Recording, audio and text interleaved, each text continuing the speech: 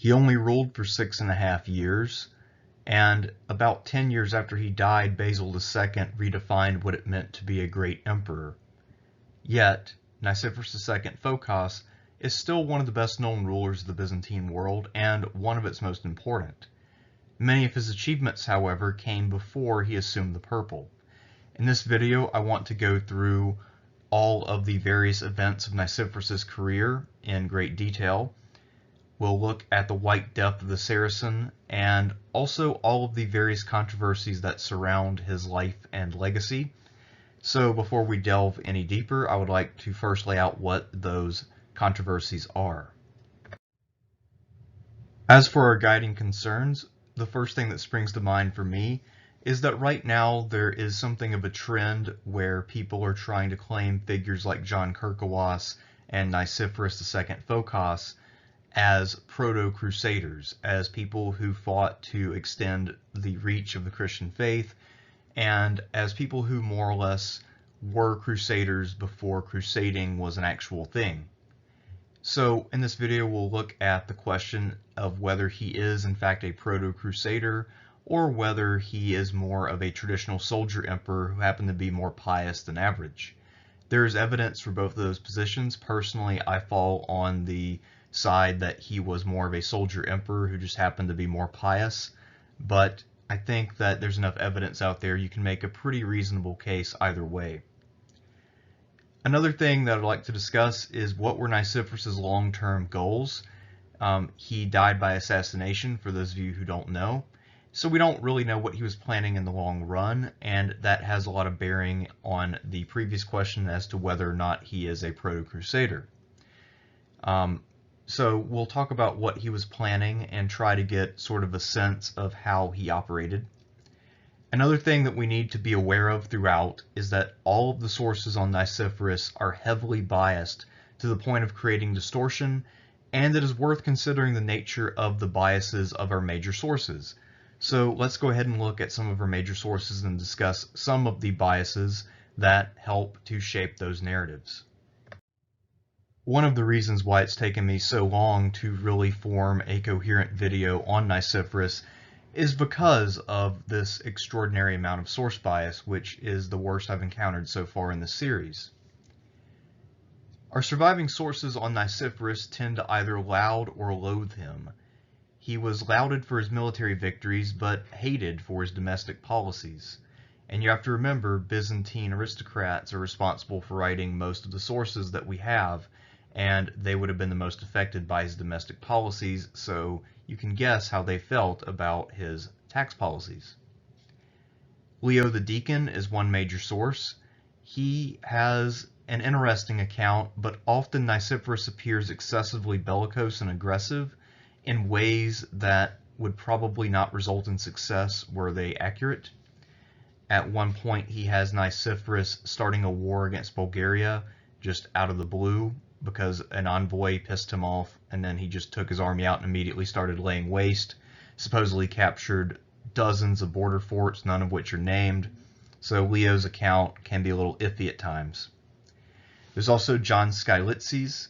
He wrote in the 11th century, so he is a bit later, meaning that he was not a contemporary to any of the events that he's describing.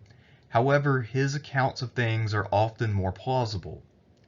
So then we're left with the choice of, do we go with the person who's more contemporary or the person who makes more sense? In this case, I think that it's probably best to follow Cilician more than Leo. There's also Liutprand of Cremona. He is a famous ambassador who visited Constantinople twice, once when Constantine VII was on the throne and again during the time of Nicephorus. He had a very negative impression of Nicephorus and his brother Leo, because they did not receive him kindly. But as we'll see, there were reasons why Nicephorus and Leo may have been snippy, and also Liutprand had a vested interest in trying to paint them as darkly as possible because his embassy failed, and he wanted to explain exactly why that wasn't his fault. We also have an impression of Nicephorus by Abu Faras. He is a cousin of Sayf and a poet. He was captive at Constantinople for a while, but despite being a prisoner of war, he actually met Nicephorus and formed a pretty positive impression of him. And in fact, it seems like a lot of our foreign sources are more favorable to Nicephorus's person than the domestic ones, with the obvious exception of Liutprand of Cremona out of Italy. So we don't really have a very accurate picture of what Nicephorus was like as a person, but I think we can come to some conclusions based on what happened. But the key thing to take away here is that if you decide to do more research on Nicephorus II Phocas, you really need to think a lot about what kind of narrative these sources are trying to push, because all of them have an agenda, and that agenda is not really in line with what you might think of as objective truth or simple fact-telling.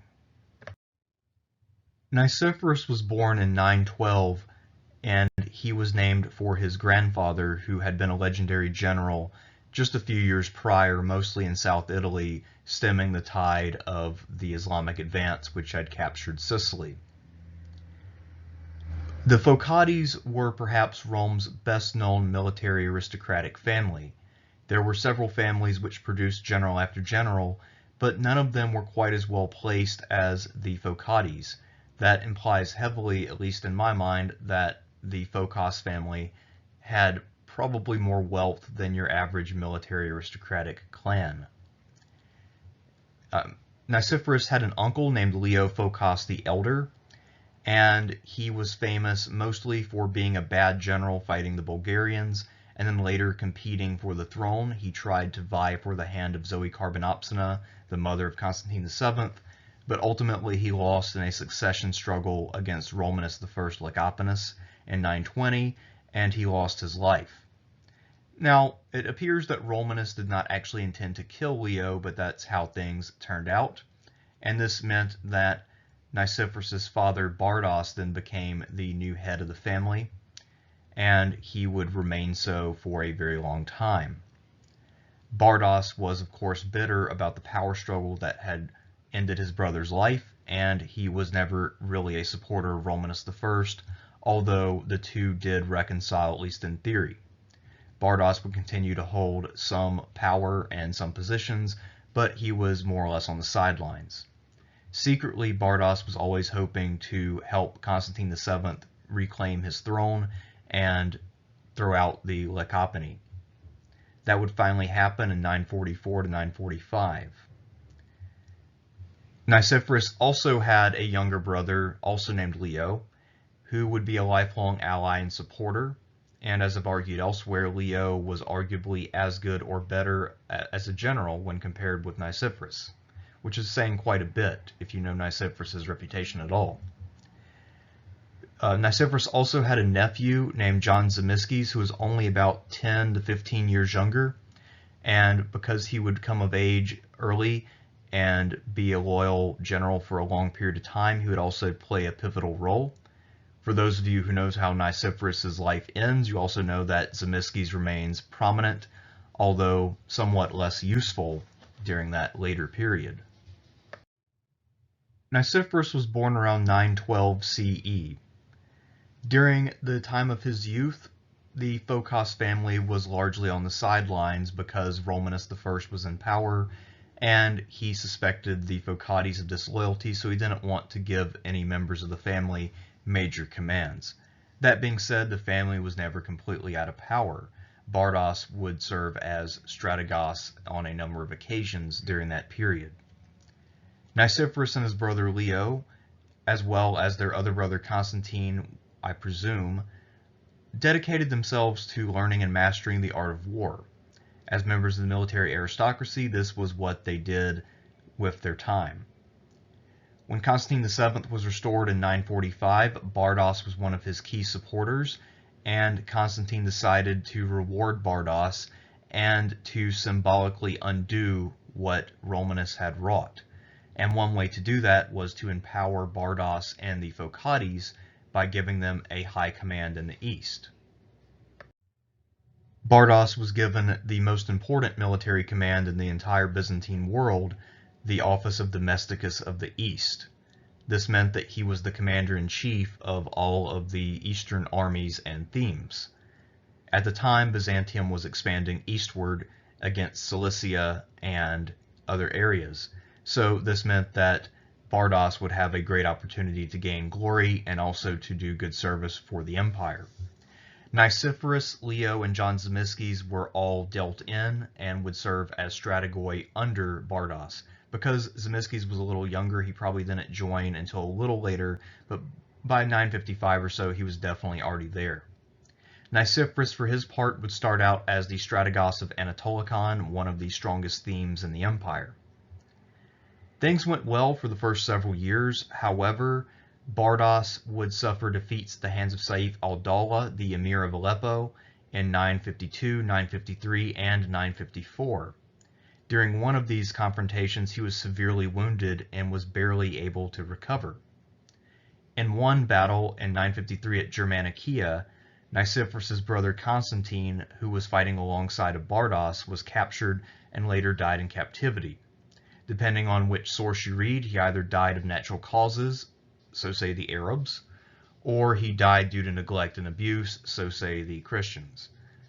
Obviously, the truth is unknowable, but given how valuable he would be as someone you could get ransom for, I think that in this case the Arab account makes more sense. In 954 to 955, Bardas retired as domesticus, by this time already being about 80 years old, perhaps 75 to 80 years old. So Bardas had a good long run, but ultimately he proved to be incapable of dealing with Sayf al-Dawla. Just to give some context, earlier before Constantine VII came back to power, the general in the east had been John Kirkawas, who had been able to hold his own against Sayf.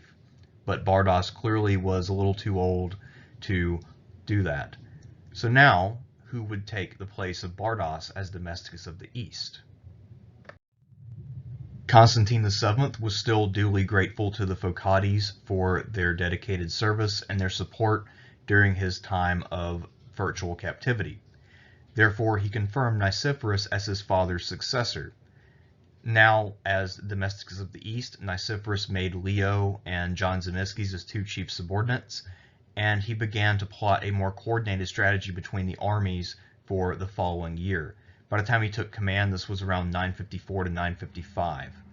It seems that Nicephorus spent 955 in a state of relative quiet, planning his moves, reorganizing, and Sayf al-Dawla, for his part, was also busy. He had to suppress a series of revolts by tribal leaders and his own officers, but he was able to do so successfully. Going into 956, Sayf had secured his rear, and he was now at the peak of his power since he had successfully unified his rear, and he was ready to go on the offensive. I don't think he had any reason to believe that Nicephorus would prove to be any more of a problem than Bardas had been, so Sayf could look forward to continued plunder and maybe a couple of minor territorial gains here and there. The campaign season of 956, however, demonstrated that things had fundamentally changed and that Nicephorus operated on a different order of scale than his father before him had dreamt of. Sayf decided to strike north toward Armenia and the east, and he was successful in his own campaign as he met and narrowly defeated John Zimisces. The battle, however, was indecisive and doesn't seem to have done much damage to Zimisces' army or standing. While this was going on, Leo Phocas invaded Sayf's territory, won a victory, and managed to capture one of Sayf's cousins. Another subordinate, the strategos Basil Hexamilites, was able to destroy the fleet of Tarsus and then use the new naval supremacy to burn the city's suburbs. And what this did, the destruction of the Tarsian fleet, was to open up Cilicia to Byzantine attacks, while also weakening Sayf's chief ally in the region. It appears that Nicephorus understood that there was an inherent link between the various emirates and powers of the Arab world, and that Sayf was something like the nerve center or the leader amongst this alliance. So one way to bring him down is to strike at his allies. When he knew that his chief ally was in deep trouble, Sayf decided to abandon his offensive in the north in order to enter Cilicia to keep Tarsus loyal. The Tarsians, after the shocking destruction of their fleet, were thinking about defecting, but they decided to remain loyal. While the most important victory of 956 was without a doubt Basil Hexamilites' naval victory, the thing that really excited Constantine VII was the capture of one of Sayf's cousins. So in 956, when he celebrated the triumph for the year's achievements, i.e. Nicephorus' achievements that year, the triumph centered around Leo's victory and Sayf's cousin who was paraded through the streets of Constantinople. During 957 and 958, Nicephorus kept up his efforts. His armies worked to keep Sayf off balance and to weaken the key cities of Hadath and Samosata. In 959, the Byzantines were probing all over the place, having now fully taken the initiative. Zimisces was able to mount a deep raid all the way to Nisibis and Dara on the Euphrates River. So this is well into the rear of Sayf's territory, and a feat that is pretty bold. In 960, Leo also hit Cilicia, penetrating almost to Tarsus, and then raided to draw out Sayf. When Sayf came out to play, Leo was able to inflict a minor defeat on the Emir. However, this was something of a tweak on the nose to try to keep Sayf busy and to deter him from action, since the Byzantine world was preparing for something a little more important at that time. In the early 9th century, there had been a power struggle in Al-Andalus, and a number of political exiles had left. Several years later, they decided to create a new homeland, and they invaded and captured the island of Crete.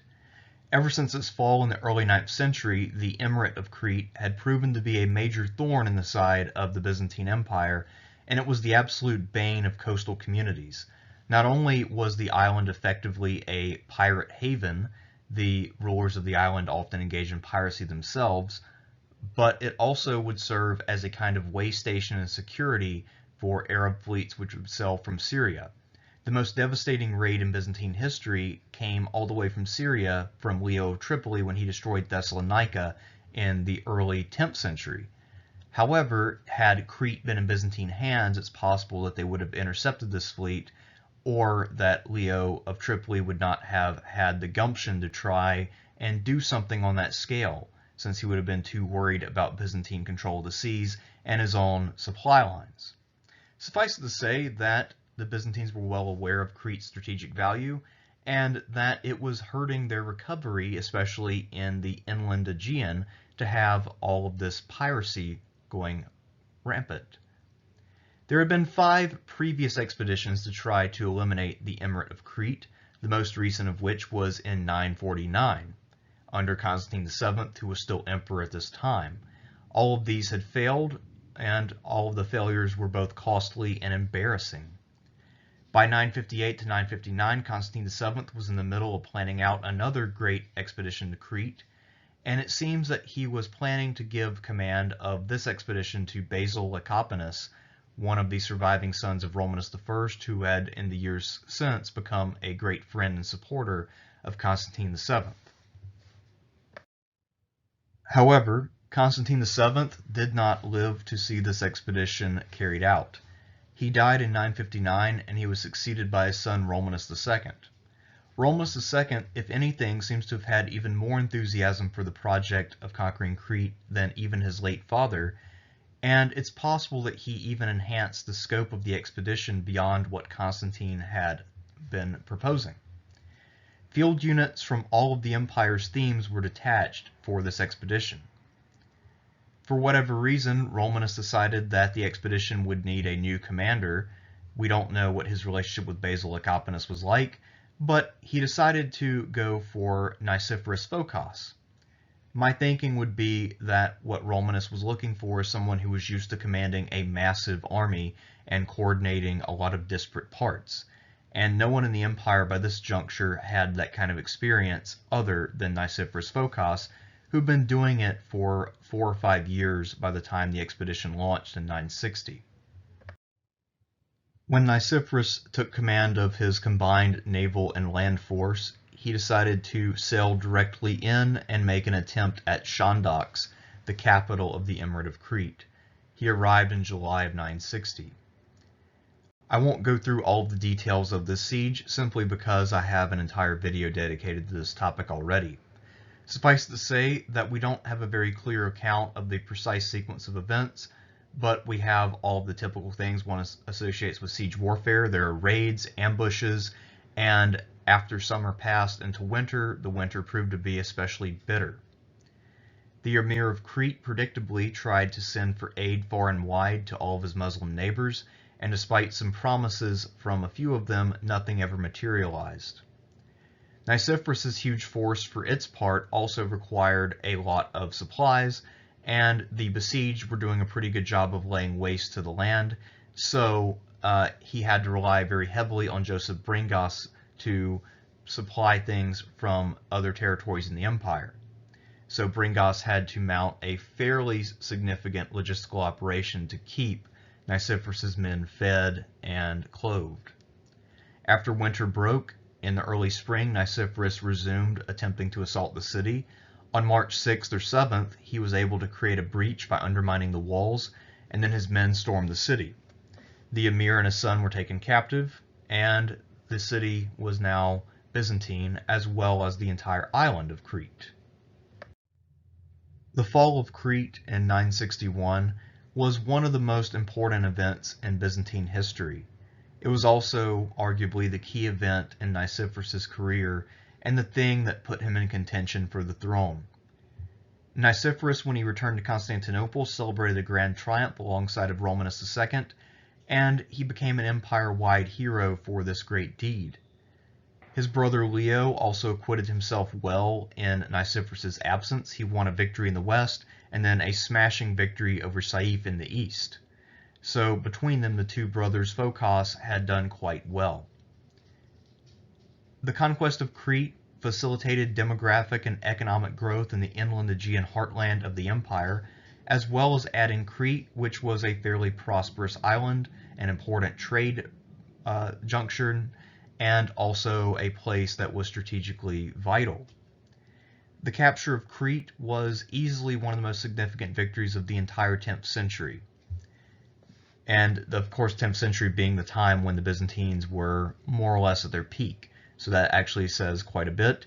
The positive impacts of taking Crete would be felt for decades and decades, and this is something that's hard to exactly quantify, but the recapture of Crete did lead to a great deal of prosperity and would give Byzantium quite a bit more strength in subsequent decades than it otherwise would have had.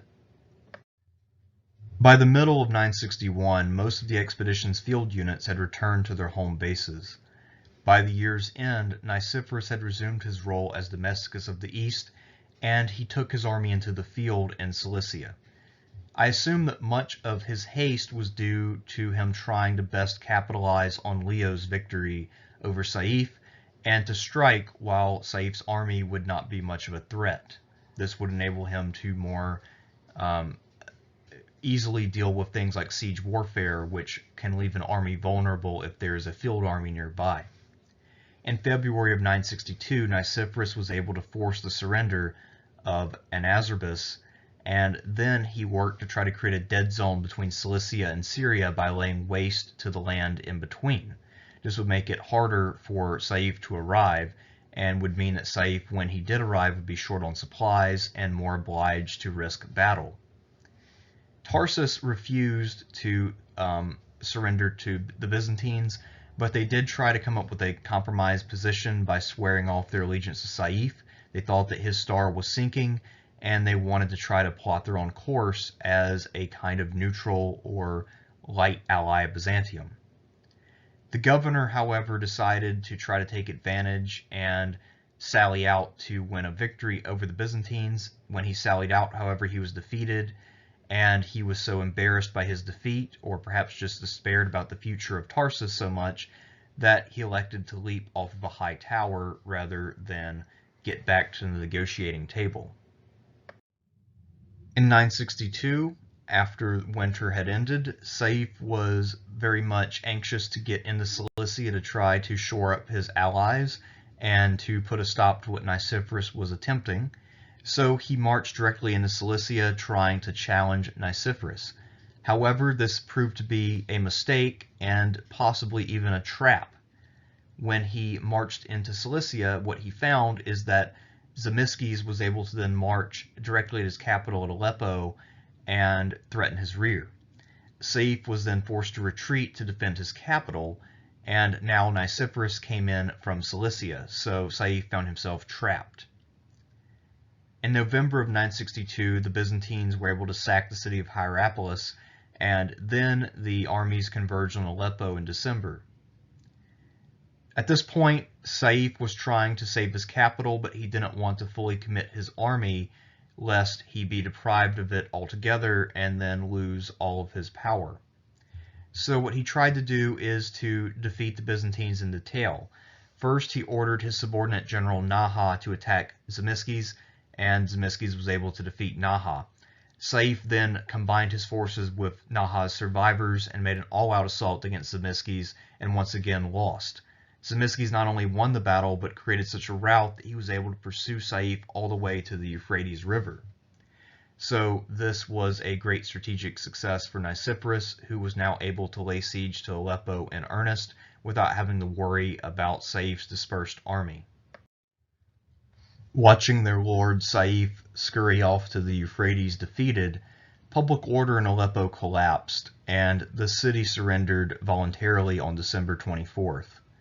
The Byzantines looted the city for a week. It was full of all kinds of plunder from the decades of success that Sayf had presided over, and they were able to capture everything in the city except for the citadel, which was held by men who were still loyal to Sayf. The fall of Aleppo was a signal moment for the Muslim world. They had lost the momentum years ago, but for the most part the frontiers have been stable, and Sayf was one of the great heroes of the Muslim world since he had been able to hold his own against Kerkawas and then Bardas. However, the fall of Aleppo signaled that the problem was far worse than they had realized, and this was something that gets recorded in the sources as a time of real panic. Sayf's realm was never quite the same after the sack of Aleppo. His myth of kind of invincibility, I mean, he had suffered defeats before, but his kind of aura was really diminished by this event, and it proved that he couldn't defend his own capital, so his prestige went down among everyone. After the fall of Aleppo, Nicephorus was awarded a second triumph. During his triumphal procession, a relic of John the Baptist recovered from Aleppo featured prominently. This seems to have really triggered something in Nicephorus. In the future, every time that he would parade in Constantinople for a triumph, he would feature recovered relics and really try to use that as one of the main reasons for his campaigns. This is something of a Christianized Roman triumph.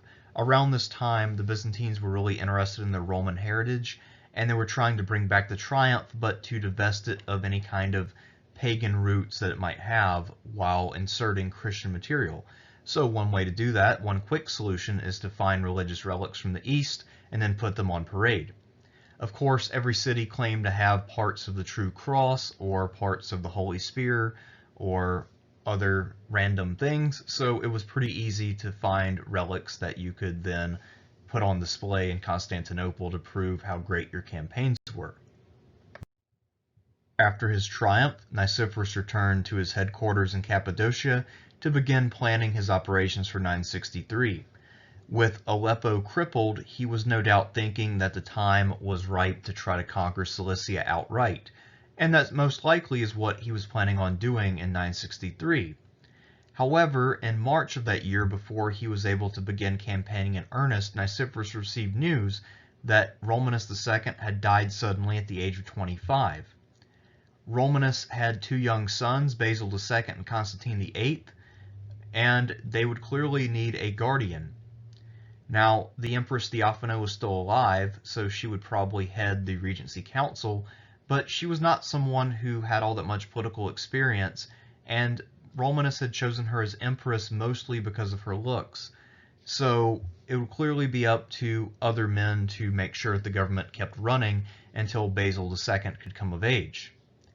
Initially, Nicephorus, Joseph Bringos, the Patriarch, Paul Euctus, and the Senate were all in agreement that a council of regency was necessary, and Nicephorus gave an oath that he would remain loyal and not revolt, and that he would help out and also have a voice in the government as things went forward.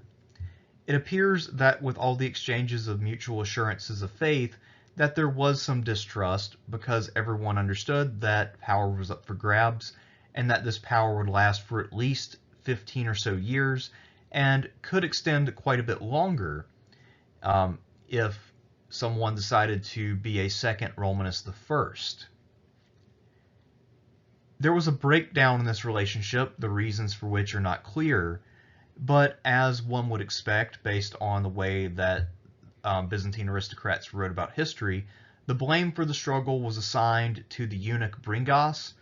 Apparently people who don't have testicles cannot be trusted, and also the beautiful Empress Theophano, who is portrayed as a seductress and a conspirator. But I think this narrative is rather simplistic, and it is a little bit too in line with the stereotypes that Byzantine authors like to present.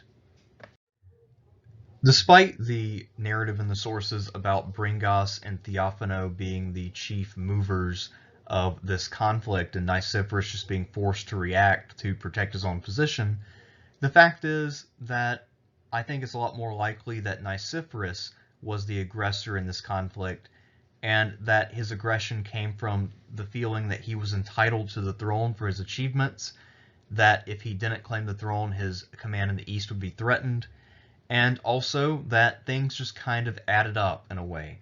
Nicephorus was a widower, and Theophano was a widow. Nicephorus was someone who had a lot of experience commanding armies. That's one thing that Byzantine emperors frequently did, although the last couple had not. So I think in his mind, this was his destiny, and it was his best way to continue his campaigns since he would now have the full resources of the empire guaranteed. Nicephorus was the first to show signs of aggression in terms of acting as emperor and issuing orders and decrees. One of his first acts was to name John Zimisces as his successor as Domesticus of the East. Long celibate, it is highly unlikely that Nicephorus was seduced by Theophano. Also, some of our accounts of Nicephorus portray him as being a very plain-looking or even somewhat ugly man, so it's unlikely that, a very attractive woman in her mid-20s would have really been into a guy who was a little over 50 and had never really been very good-looking to begin with. Bringas most likely did not harbor some sort of deep-seated grudge against Nicephorus until Nicephorus began marching west and gearing up at Chalcedon to cross in force. And another thing I think that the narratives get wrong is that the primary opponent for Nicephorus when it came to controlling the boy emperors and the Byzantine government was not the eunuch Bringas, who could not hold the throne in his own name and whose grasp on power would never be secure simply because of the high prejudice against eunuchs, but rather Bringas's chief ally, the general Marianus Argyros, someone who had been a staunch ally of Constantine VII and was a war hero in his own right due to his deeds in Italy and then in the Balkans. He also happened to be the most prestigious general in the empire who was not a member of the Phocas family. And because of that, he was something of a rival for Nicephorus. And once Nicephorus played his cards for Marianus, it was clear that if Nicephorus were to take the throne, his career would end, so he might as well contend for the throne. So that is how I would explain the events of 963, this Byzantine Game of Thrones. By August 963, Nicephorus had mustered his forces in preparation to cross the Bosphorus, and he was just waiting on the boats to ferry him over. In the meantime, his opponents were struggling to keep control of Constantinople. Bringas had moved quickly to try to arrest Leo and Bardas, who both happened to be in the capital, but Leo Phocas had been able to escape by dressing incognito as a common worker and then taking a small boat across the straits to join his brother.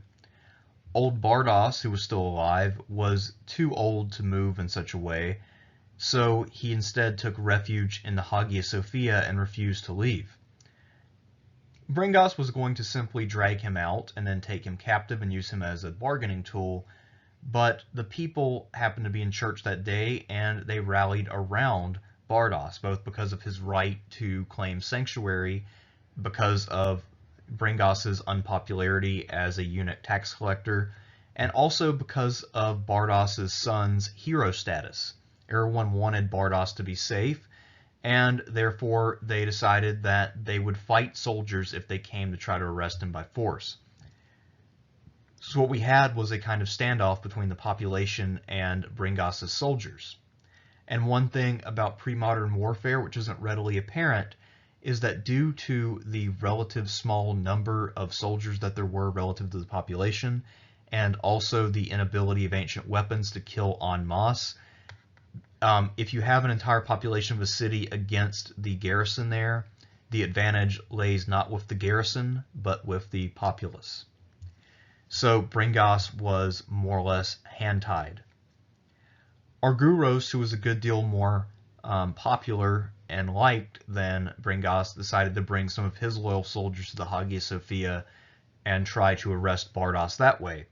However, he underestimated the crowd's support for the Phocas, and a woman actually threw something off of a roof, some sort of heavy object. It hit him on the head and caused a fatal concussion. With Argyros dead and Bringas being as unpopular as he was, once the enemy forces started to move, the cause was dead. Basil Lecapenus, who was still alive and living in the capital, managed to gather together 3,000 people who were not fans of Bringas, and he started effectively a riot, which was enough to put Bringas into hiding. And now all the Phocas had to do was simply enter the city and take control. Soon after Argyros's body became room temperature, Leo crossed in force and secured the city for his brother. Nicephorus soon followed, entering on August 16th and being crowned by the Patriarch Polyeuctus on the same day at the age of 51.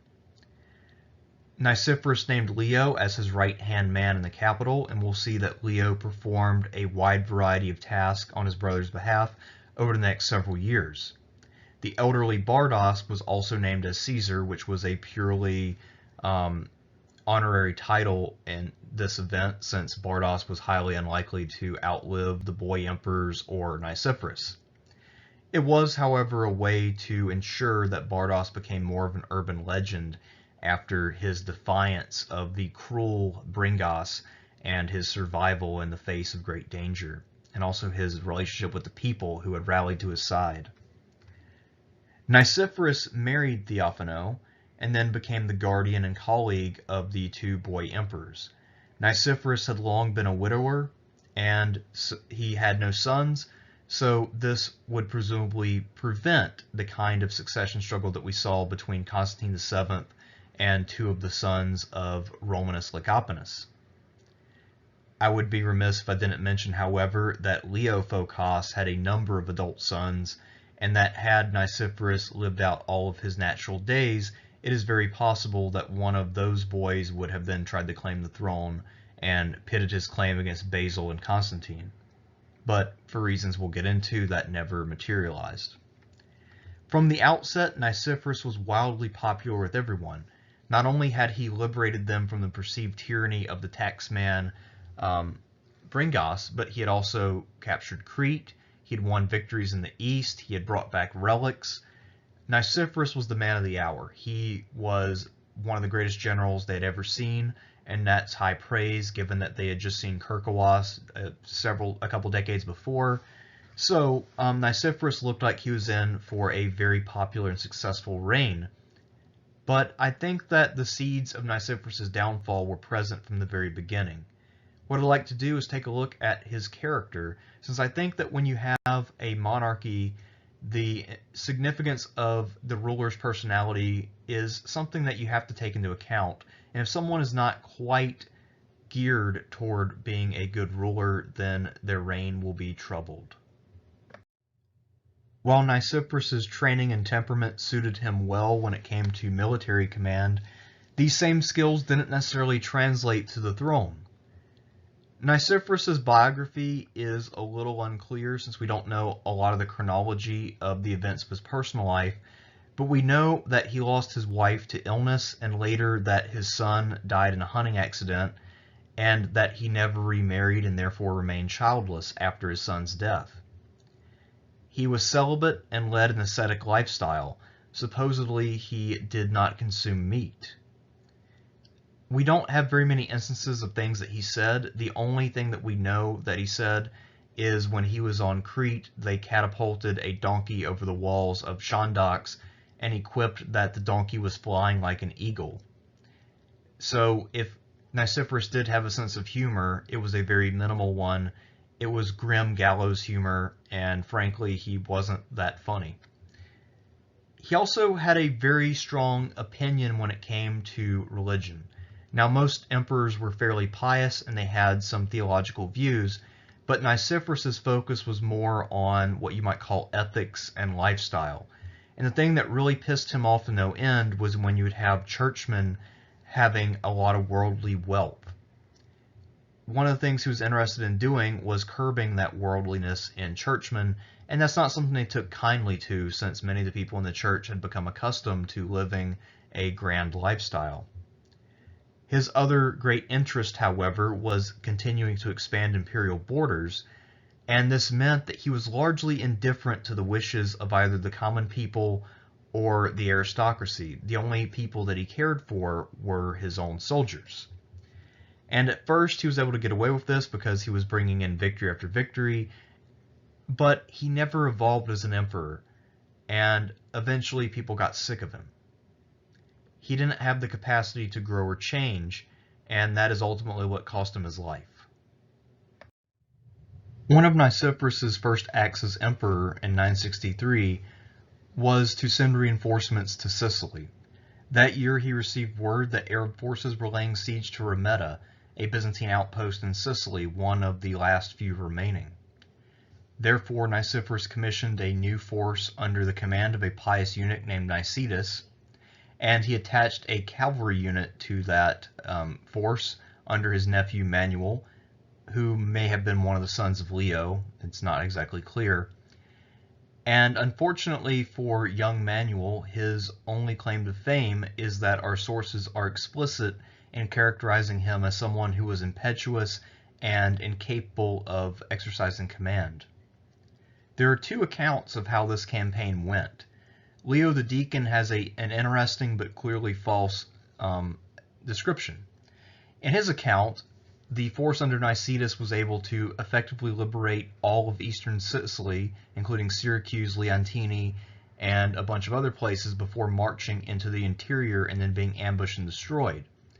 The Arab sources make a bit more sense. Nicetas landed at Messina, which was not far away from Rometta.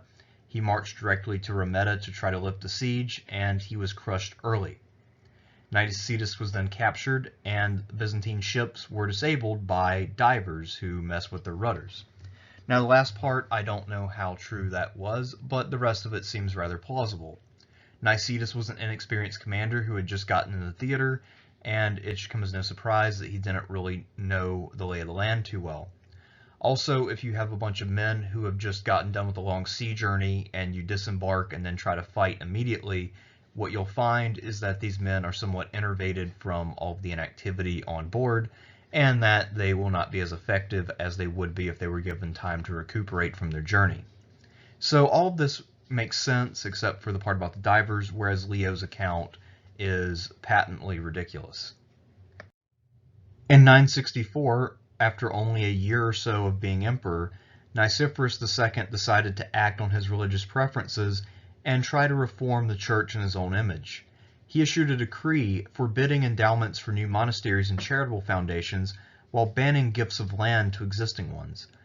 It's possible that his motive was to try to prevent the super concentration of land in the hands of churchmen because he needed land to support his soldiers in the themes, but mostly it seems to have been driven by his desire to not have churchmen who were too worldly. Donors were now limited in the ways that they could support the church. They could still give cash or movable goods, and they could sell land to religious foundations, but they couldn't simply give it. Whether there were regulations on how much they had to sell the land for is unknown. Nicephorus loudly blasted the worldliness of churchmen in his decree, and he also said that donors donated as much as they did out of vanity rather than true piety. They just wanted to be remembered as being extraordinarily generous and get a bunch of worldly credit for that.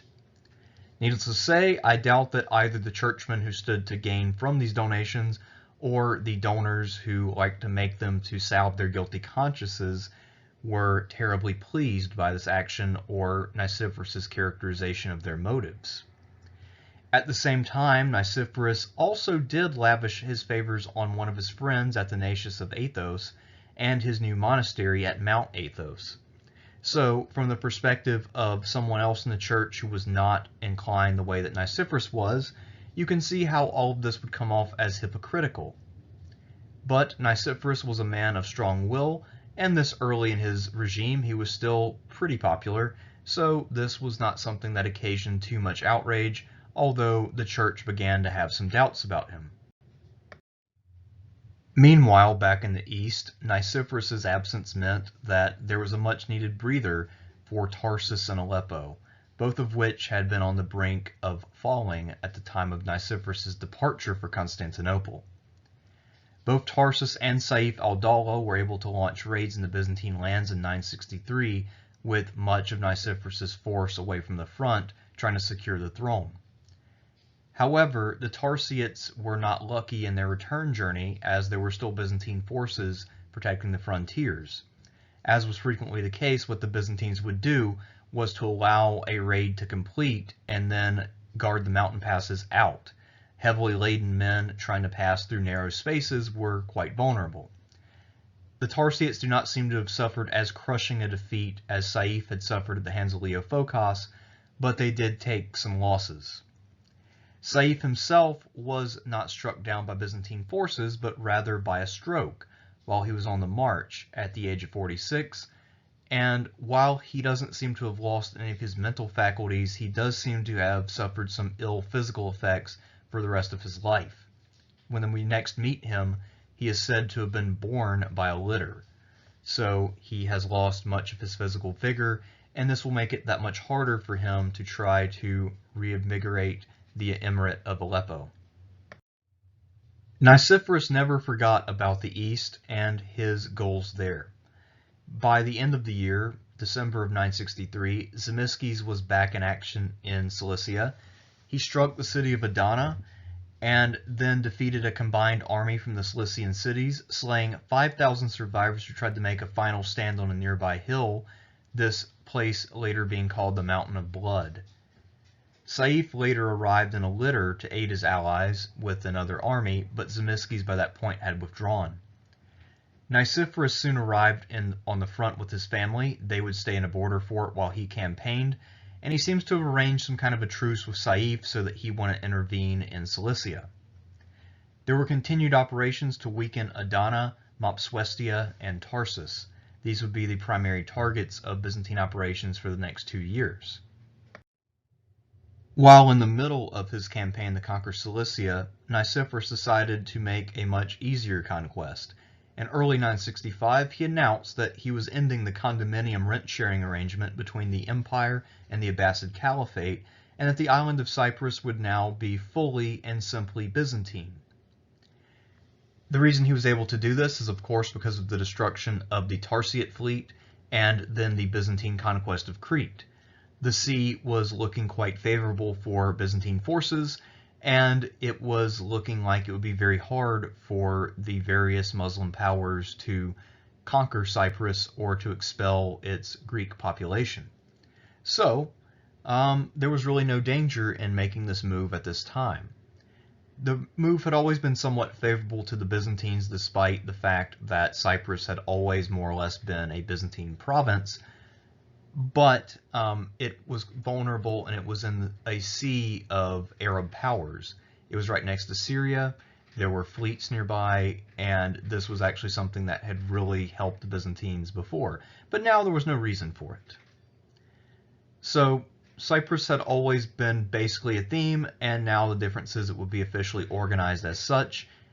It wasn't hard to do. Nicephorus sent an official named Nicetas Chalcoutses, and he was able to quickly get things set up. One of the sources from the Arab world, Yahya of Antioch, says that an Egyptian fleet tried to challenge the Byzantines for Cyprus, but that when they sailed up to Cyprus, they were smashed by Byzantine forces, and that more or less sealed the deal. So now Byzantium controlled Cyprus, and all it took was the stroke of a pen.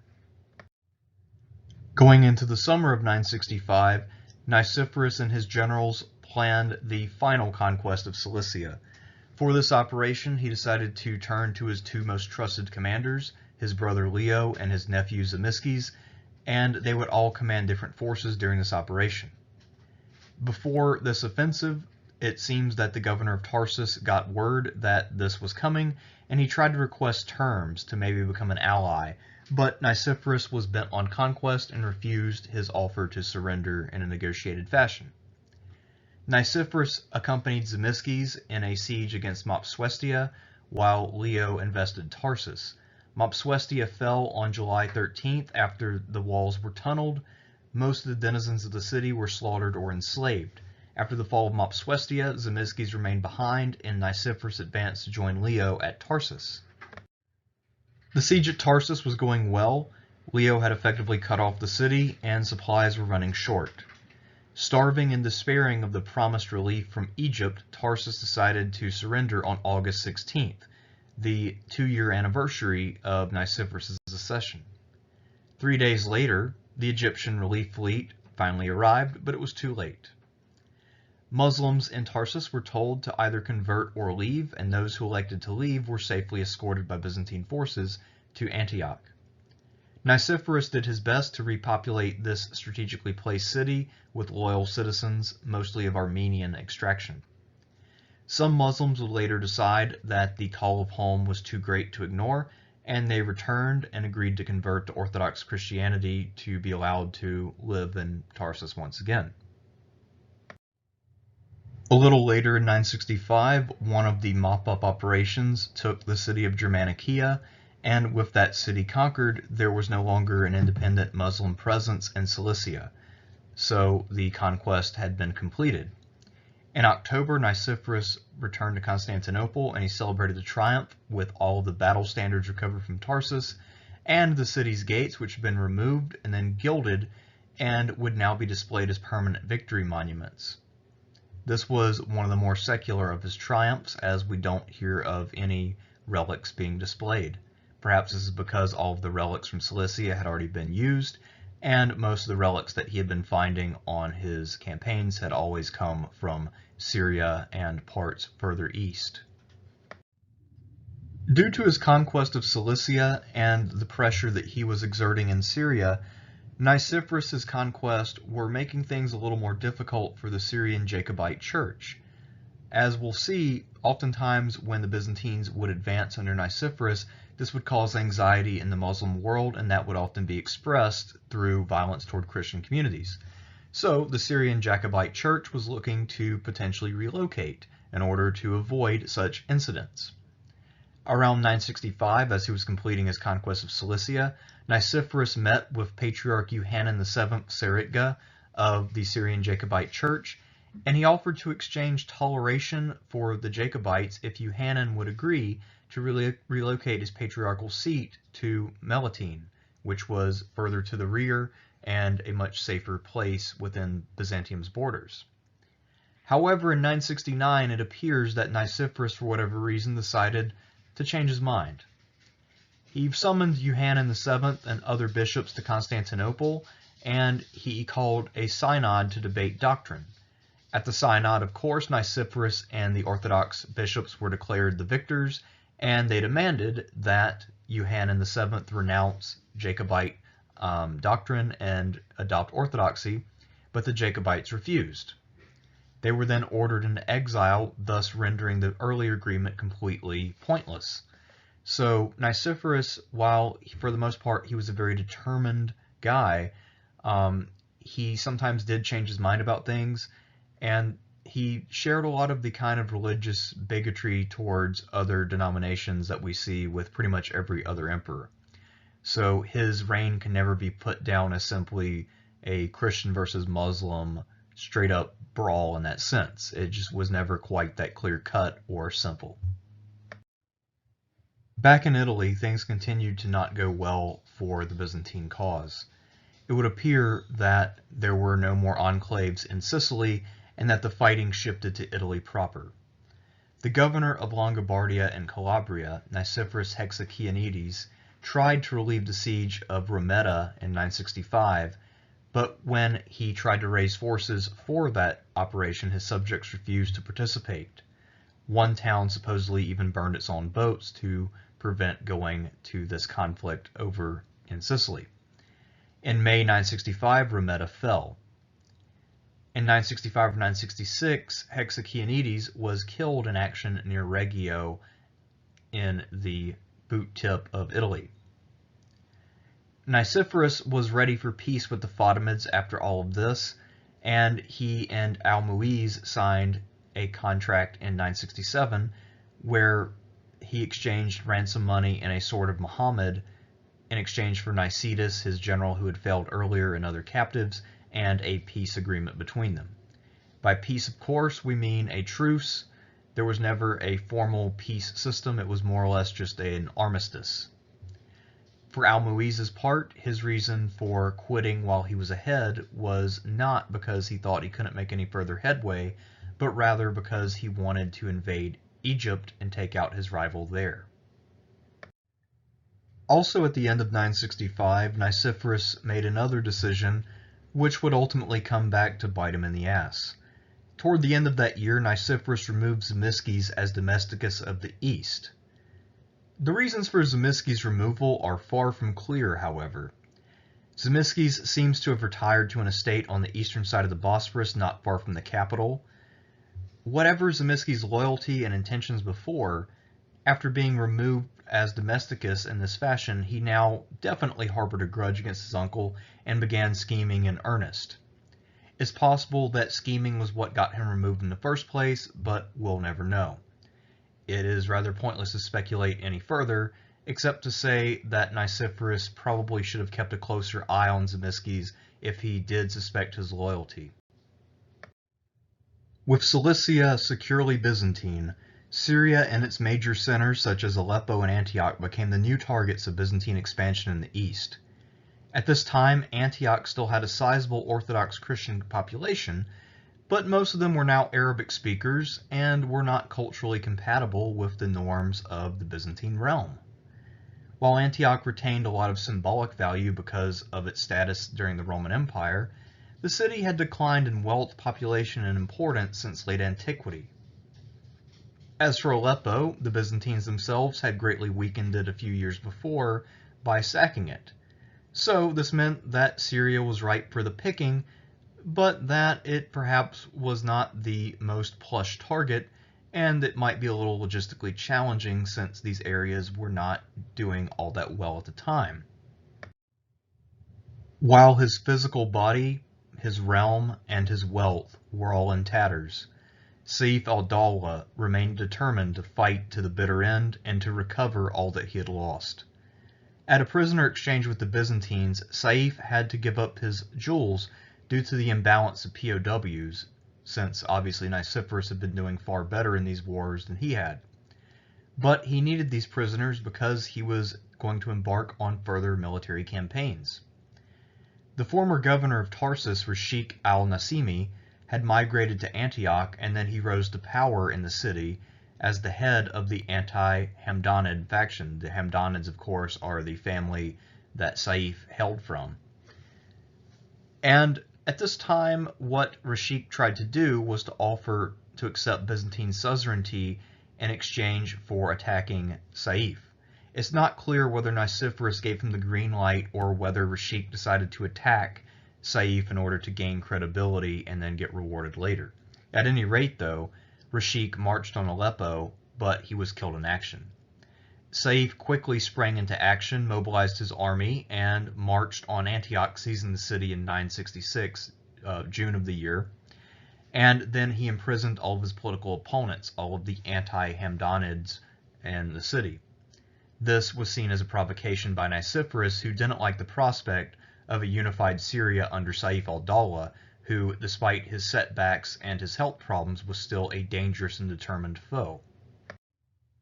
It appears that Nicephorus II and Sayf had been engaged in talks about some kind of a settlement prior to the fall of Antioch, but when Sayf suddenly seized the city, this more or less frightened Nicephorus, and he decided that he had to act in order to prevent Sayf from recovering.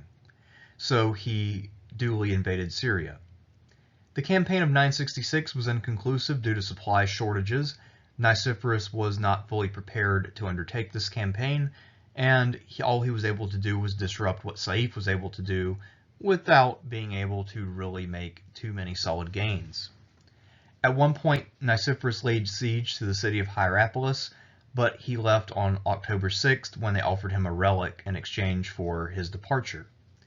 Nicephorus then arrived at Antioch on October 23rd, but he found that the faction that he had been funding, which was the anti-Hamdanid faction, was a lot less effective than he had thought, and that the ancient fortifications of the city, while they were quite old, were still strong and would be a real danger to try to assault.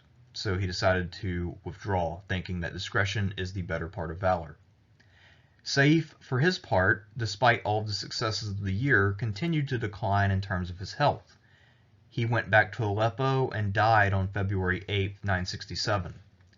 His death marks the end of the Emirate of Aleppo in any meaningful sense, and at a stroke, literally, the Byzantine world was rid of its greatest foe, and the East was now wide open for several years to come. Following the 966 campaign, Nicephorus would begin to spend a lot more time at home in Constantinople. However, his presence in the city did not necessarily enhance his popularity. If anything, it vastly undermined his standing with the people. One of Nicephorus's shortcomings as a ruler is that because he was so soldier-centered and so indifferent to other people, he didn't even attempt to enforce discipline on his soldiers when they were not in the field, and if they committed outrages against civilians, those outrages tended to go unpunished. He also managed to outrage ecclesiastical opinion by demanding that all soldiers who were killed fighting Muslims be treated as martyrs. Now, it's possible that this was a made-up charge by his political opponents to try to make him sound more ridiculous and more over-the-top in his support for soldiers, but it also is possible since all of his triumphs featured so many relics. The Patriarch Polyeuctus, for his part, was still pretty upset that Nicephorus had violated his oath of loyalty before he then broke it and seized power in 963. So while Polyeuctus had been on the sidelines, if a plot were to emerge, he might prove to be a problem. Or if the people went to him to complain, he might say the wrong thing. And it seems that Nicephorus may have had a little bit of awareness that he couldn't fully trust Polyeuctus, although he did not go the further step of removing him and replacing him with someone more pliable. One of the major problems Nicephorus had during this time is that unlike pretty much all of the emperors of the Romans going back all the way to Augustus, Nicephorus was not really able to deal with public criticism. It was a common thing in both ancient Rome and in Constantinople for common people to express their frustration by saying vulgar things to emperors as they passed by, and most emperors took it in good stead. It was just kind of a tradition. But for Nicephorus, he took this very personally and tended to punish hecklers for insults that his predecessors would have ignored. This came off as being not just intemperate, but also as cruel, and it made him seem inhuman and hubristic, and really just didn't endear him to the people of his own city. Nicephorus's various wars, while part of the funding for it came from all of the plunder that he gathered, still cost a lot of money in the form of taxes. And because he kept himself at war almost constantly, this meant that he had to be a very strict tax collector, and this won him no favors either among the peasantry or the aristocracy. Despite himself hailing from the military aristocracy, Nicephorus decided to maintain the financial policies of the Macedonian dynasty, which protected common farmers from having their land purchased by rich people. This was to protect the thematic system. So a lot of members of the military aristocracy were disappointed by Nicephorus because they figured that with one of their own on the throne, that this would mean that they would all be able to enrich themselves at the expense of the commoners, but Nicephorus didn't allow that. He understood that in the long run, his tax base needed to be spread out. So he didn't allow his friends to enrich themselves, and they ceased to be his friends. The gripes against Nicephorus's tax collection was so widespread that not only did it make it into the Greek sources, but even the Arab sources heard about it from their Greek contacts and talked about how Nicephorus was notorious for imposing very high taxes.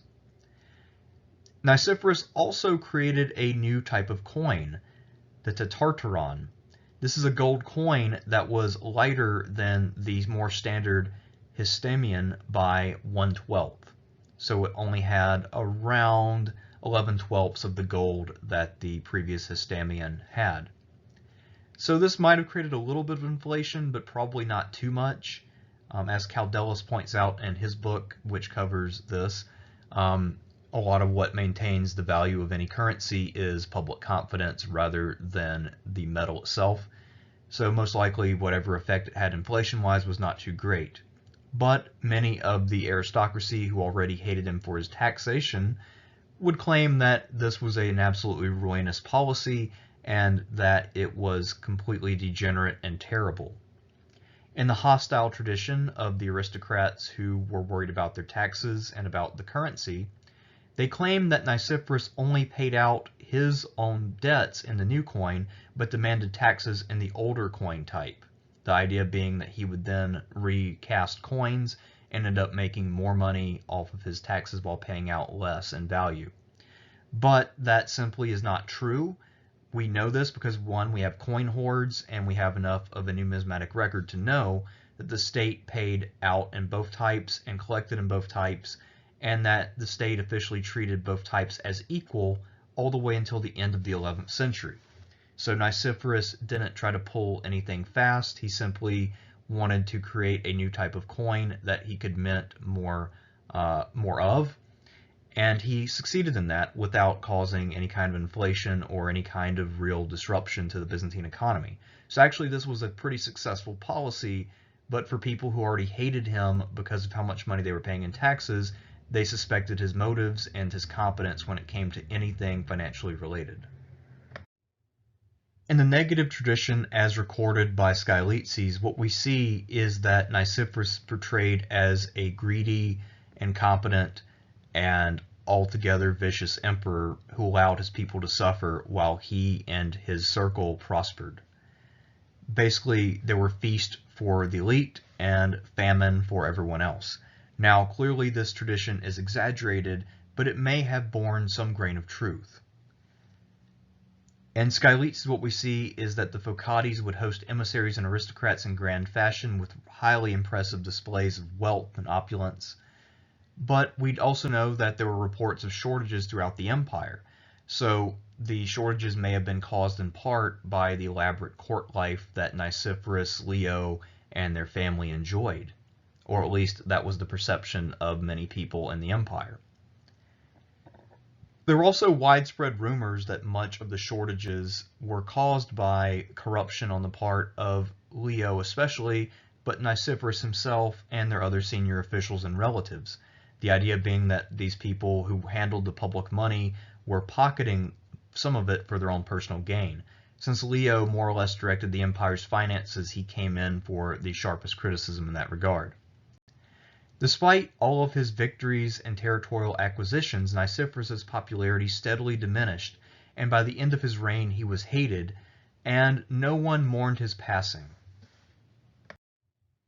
While a general state of economic hardship can definitely undermine someone's popularity, it tends not to engender the kind of hatred that something like an outright massacre does.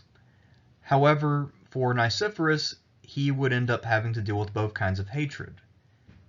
On Easter of most likely the year 967, A street brawl broke out between Armenian mercenaries and Byzantine sailors. While they were fighting each other, they also happened to involve a bunch of civilians, and this was recorded as a disgraceful incident which reflected poorly upon the military discipline being enforced by the emperor. Shortly after this, to help restore public order and maybe show that his troops in fact were disciplined, Nicephorus decided to stage military drills in the hippodrome. Mostly the hippodrome was used for public displays and races, but in this case he wanted to show off the one thing he was really good at, which is all things military. But instead of being impressed by the soldiers who were drilling, the crowd misinterpreted this as being Nicephorus's plot to murder them all. So something in the drill must have triggered the crowd. Perhaps they made an aggressive move toward the stands, or they moved more rapidly than the people thought was appropriate for such a drill. At any rate, someone must have cried something out like, "We're gonna all die," and everyone began to try to stampede toward the exits. Unfortunately, the hippodrome was not designed to accommodate a massive high-speed departure by a crowd, and this meant that the crowd ended up panicking and stampeding many people in that crowd.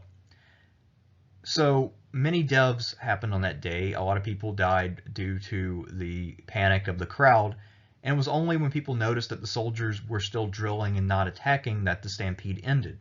Nicephorus, for his part, offered no apology, and he most likely, as an elitist soldier guy, thought that this was just people being stupid. So he ignored all of this and didn't attempt to really communicate about this issue at all. Days later, the rumor spread that this had been deliberate on his part and that he was just messing with their minds, and many of the relatives of the deceased had decided that Nicephorus was in fact guilty of this crime and that this had been his intention. So they followed him along while he was leaving church, they called him a murderer, and they threw rocks at him. And after this he was a bit spooked, so he decided to erect another wall near the palace for additional protection, and he also decided to make himself more scarce when it came to his public appearances. Not only did this wall require other buildings to be demolished and thus offended even more people, but it also sent a message that he was being authoritarian and less accessible. And one thing that unpopular rulers don't seem to realize is that when you make yourself more scarce, that comes off as you being secretive or having something to hide. So this would further undermine his credibility with the people, because now they just know that he's out plotting in the palace and that he has no interest in their well-being. Let's now shift our attention to the Balkans, the second front of the Byzantine Empire. Ever since Romanus I and Peter I had made a deal back in 927, the Balkans have been relatively peaceful, and Bulgaria and Byzantium lived side by side as neighbors and more or less as allies.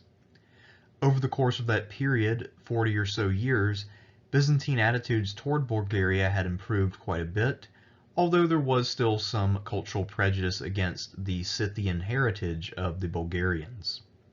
That being said, of course, the Greco-Roman heritage of the Byzantines led them to more or less look down upon all of their neighbors, so you couldn't really say that they were singling out the Bulgarians in any way.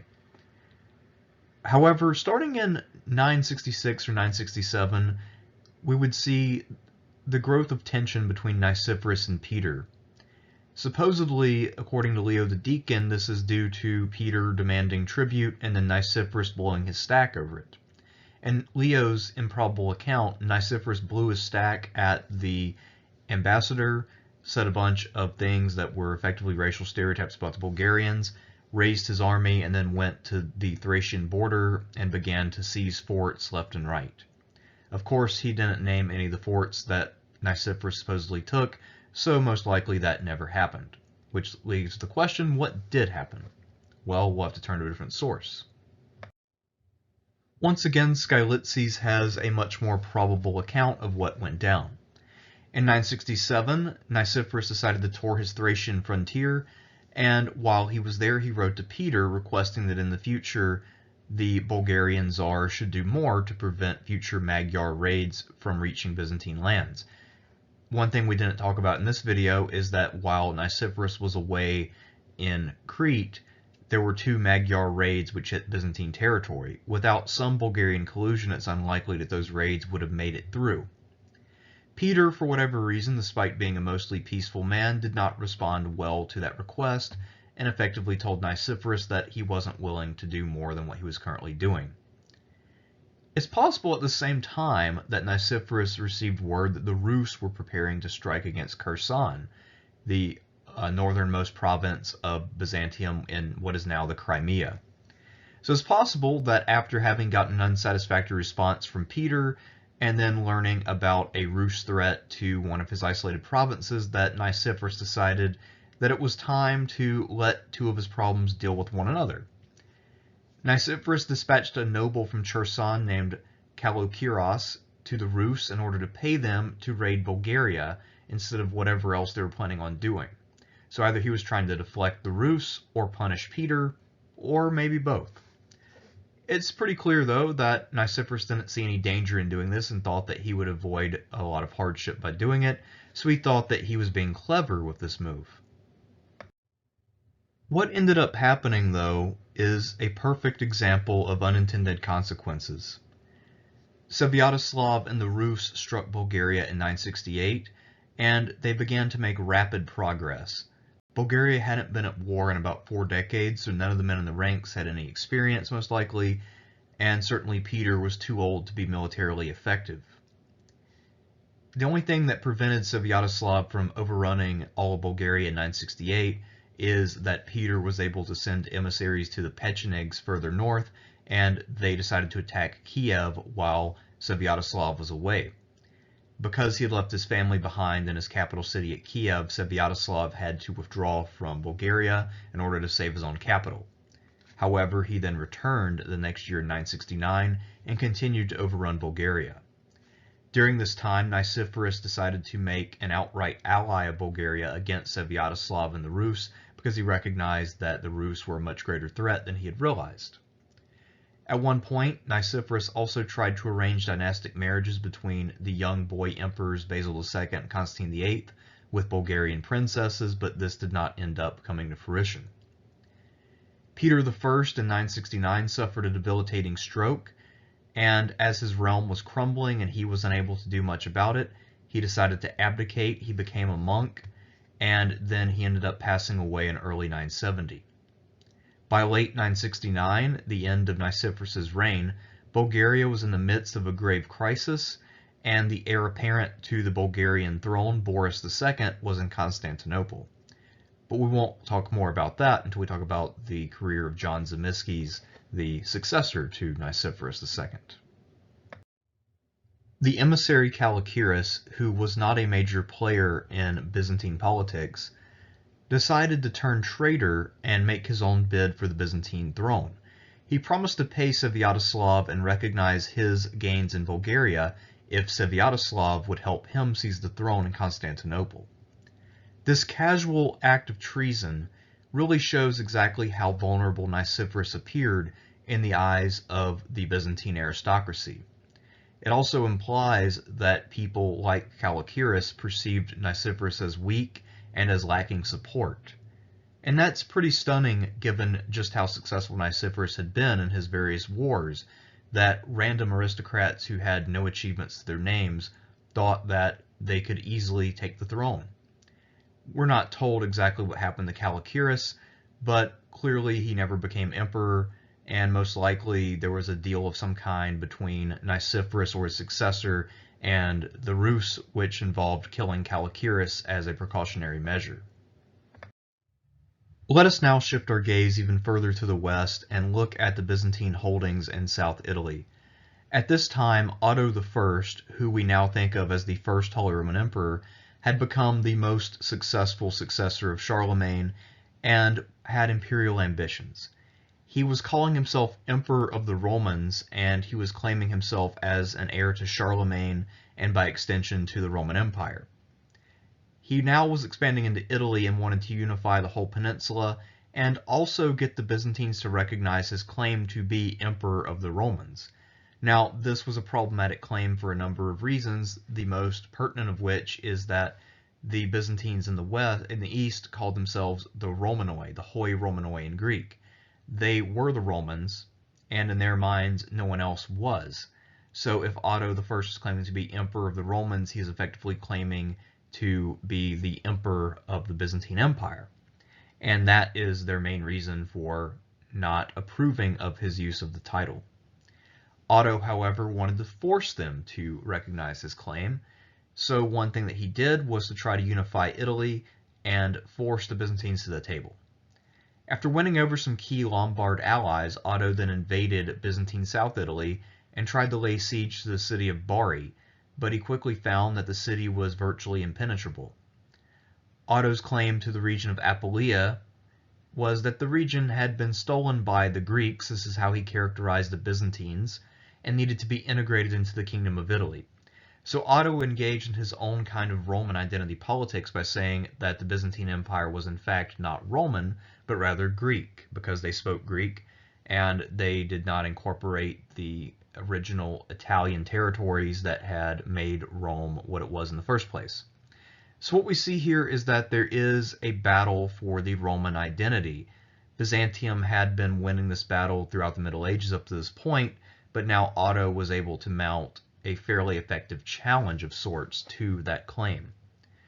And now that he had their attention through his military deeds, he was ready to send an ambassador to try to negotiate and win over the concessions that he wanted. Around 967 or 968, Otto dispatched Liutprand of Cremona to Constantinople to negotiate a marriage between Otto II and Romanus II's daughter Anna, to negotiate about Otto's title, Emperor of the Romans, and his claim to the territory of Apulia. He also was tasked with gauging the emperor's attitude toward this aggression in South Italy. The plan seems to have been to offer to renounce the claim to Apulia in exchange for having the Byzantines acknowledge Otto's title, but this did not end up happening. In fact, Liutprand had an absolutely miserable experience that he describes in great detail, and he characterizes Nicephorus, Leo, and many members of their court in an entirely negative light. This is partly because he needed to explain or excuse the failure of his mission. I'm sure that he was not happy with the way that things went, but he also needed to explain to his master Otto I why he had failed, and there's no easier or better way to do that than to cast the blame on someone else. The Emperor Nicephorus and his brother were simply being unreasonable. Also, they're uncouth barbarians, and they were extremely rude. So that was Liutprand's way of defending his own honor and his reputation as a skillful ambassador. Let us now attempt to think like Nicephorus II. And like him, although we know there are problems in the West, we're just going to shift our attention to the East because that is where opportunity lies. With the fall of Cilicia, the Byzantine penetration into Syria, and the death of Sayf al-Dawla, who had for years been the Islamic world's chief champion in the region, there was a massive crisis of confidence in the Muslim world. This state of despair and despondency is perhaps reflected in some of the instances of anti-Christian violence in Muslim-controlled areas during the late 960s. In many cases, these come off as being impotent rage, where faithful Muslims come out and try to stand up for their faith in a mostly symbolic, but also very physical way. One example, the most notorious, is when Muslims in Jerusalem seized the Patriarch of Jerusalem and burned him alive in 966. That did nothing to arrest the tide of the Byzantine Empire, but it made them feel better. The point is, the situation was ideal for further Byzantine expansion, and this is why Nicephorus continued to place his primary focus on the east, even as problems continued to mount in the west. To the north of Cilicia, another great opportunity emerged, and Nicephorus was able to make a territorial acquisition for a very low cost. In 967 or 968, Asat III of the Armenian princedom of Taran died. His sons, rather than succeeding to their father's throne, offered instead to cede the realm to Nicephorus in exchange for official titles and command opportunities in the Byzantine army. At this time, Byzantium was expanding at a relatively rapid pace, and it was clear that you would win more glory as a successful Byzantine general than you would as a prince of some really small realm that was more or less just a buffer state between Byzantium and the Muslim world. This family, now called the Tauronitai, joined the military aristocracy in exchange for adding a territory stretching about 185 miles between Melitene and Lake Van. This was like adding another Crete to the inland of Asia Minor.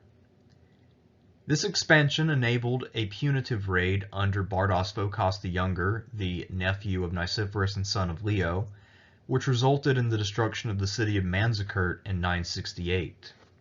So this was an acquisition which had a fairly immediate impact, as it enabled the Byzantines to strike deeper and harder than they had in the past. This would facilitate further deep operations in the future. In July 968, presumably fed up with being accused of murder due to stampedes at the Hippodrome, Nicephorus set out for what turned out to be his final campaign in the east. Petros, one of Nicephorus's eunuchs, was given command of the vanguard, and he was able to dispatch a force under Muhammad ibn Isa, which had raided into Cilicia. Nicephorus arrived in person after Muhammad's army had been destroyed, and he began to lay waste to territory in Syria. He passed by the city of Emesa and managed to extort the head of John the Baptist in exchange for his departure. This is probably one of the most interesting of the relics that he received. After a 9-day siege, Nicephorus was able to storm the city of Arka, and he was able to leave with a good amount of movable wealth. Later on, after seeing what had happened to Arka, the city of Laodicea surrendered by negotiation during this campaign and avoided a sack. After negotiating with Laodicea, it was time for Nicephorus to head back to Constantinople for the winter. Before he departed, however, he decided to make some positive steps toward the conquest of Syria, and especially the capture of Antioch. He built a fort between Antioch and the Amanos Mountains, which would help to block the city off from supplies and make sure that it was ripe for the plucking when he came back the next year. The commander of this fort, Michael Bortzes, was left with 1,000 infantry and 500 cavalry, and he had strict orders against making an attempt on the city since he had such a small force and clearly could not seize a city the size of Antioch with such a small army. What was important is that he kept Antioch isolated and kept it growing weaker and more despondent. The main army of the east would remain in Cilicia under the command of Petros for the winter. Petros had proved himself to be capable, so he was retained in command, and he would winter in 969 and await Nicephorus's return, presumably. For his part, Nicephorus returned to Constantinople, fully intending to come back to the east, or perhaps engage himself in the west if this crisis with the Rus and the Bulgarians grew worse. What Nicephorus didn't realize about Michael Bortzes, however, is that Michael Bortzes had a heart of iron and balls of steel. Despite his orders, Bortzes won over an Arab leader in Antioch and used his help to scale the walls and seize one of the city's towers.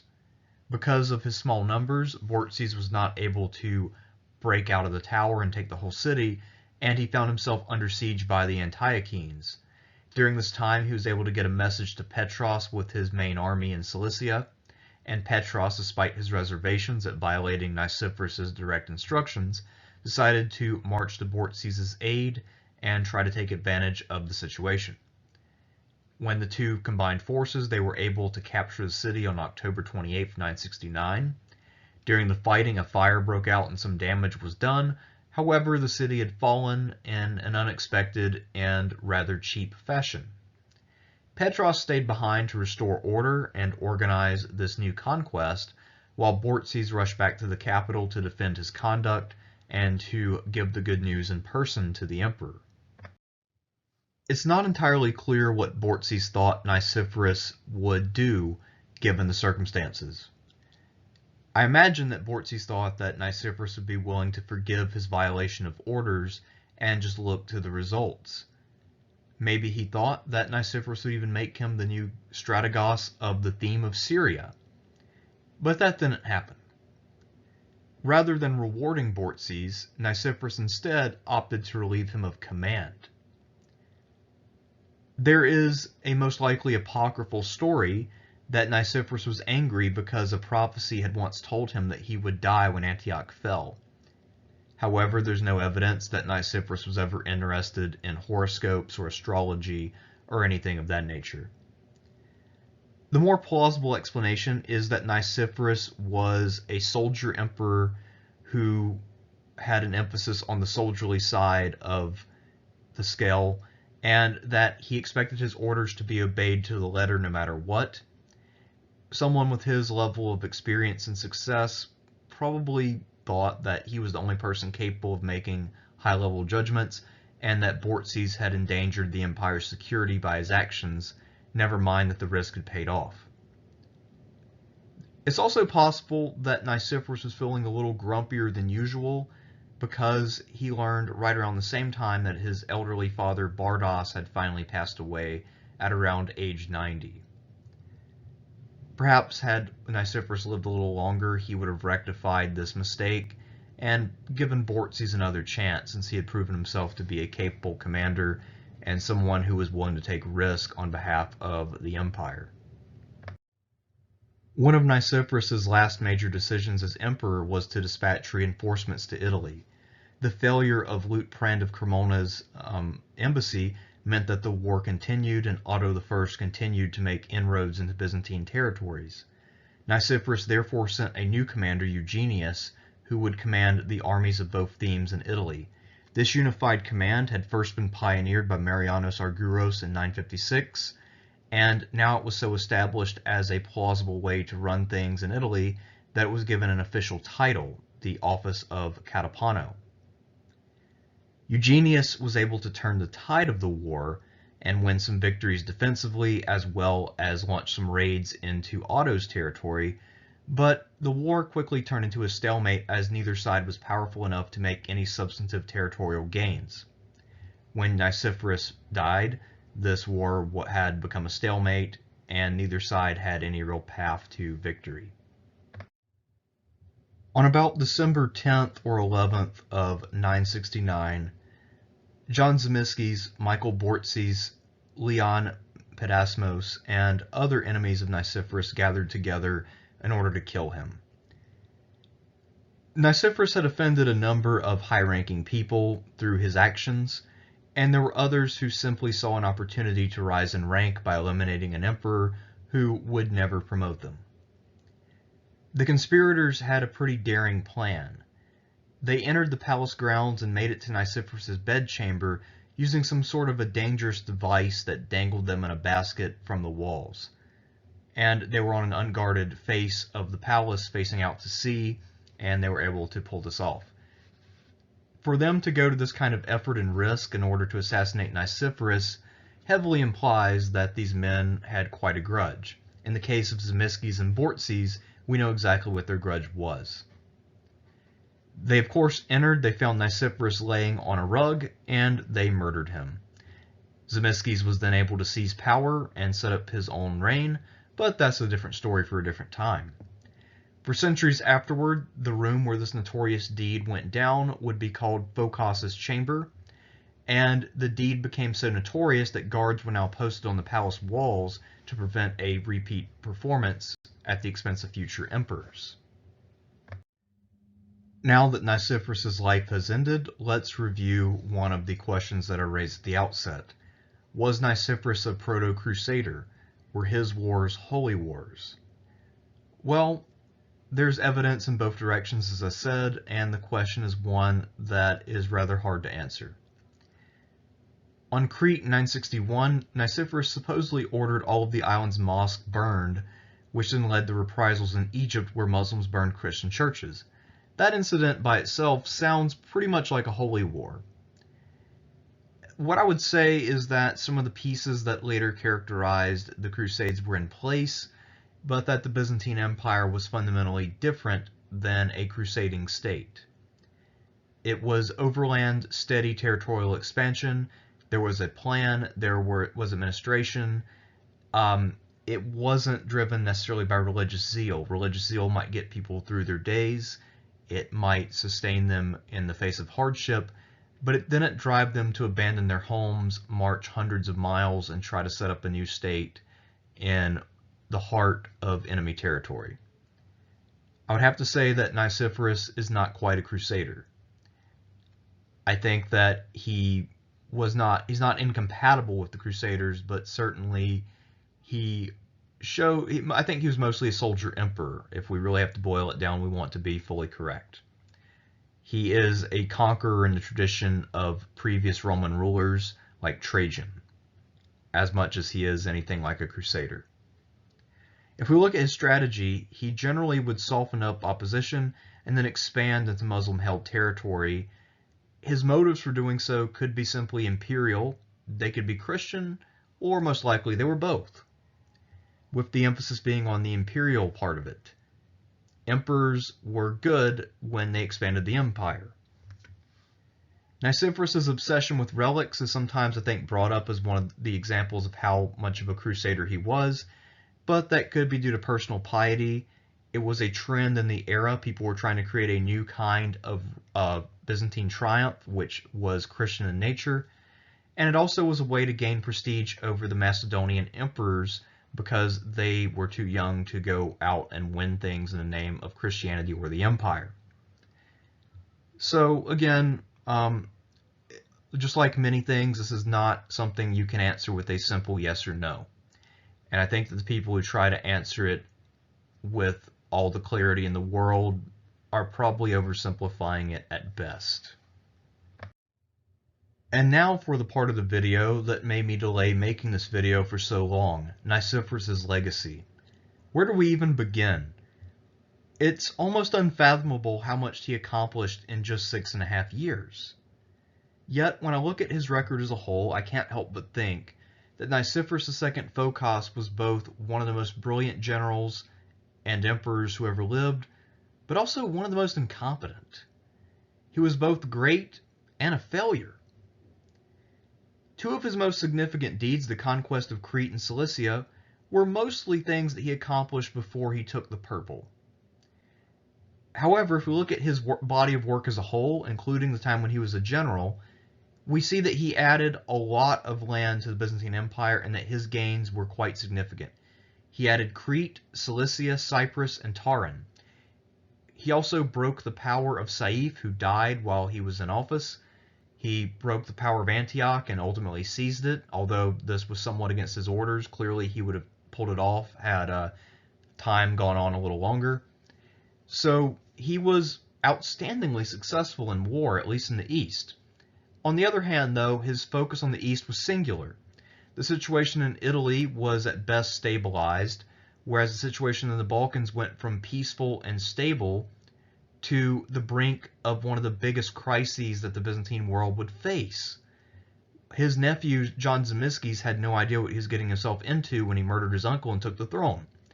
The Bulgarian crisis was about to erupt into one of the greatest wars that Byzantium would ever fight, and it would create a real rivalry between Byzantium and Bulgaria, which would massively eclipse the earlier rivalry under Crum and some of the other rulers of the previous century.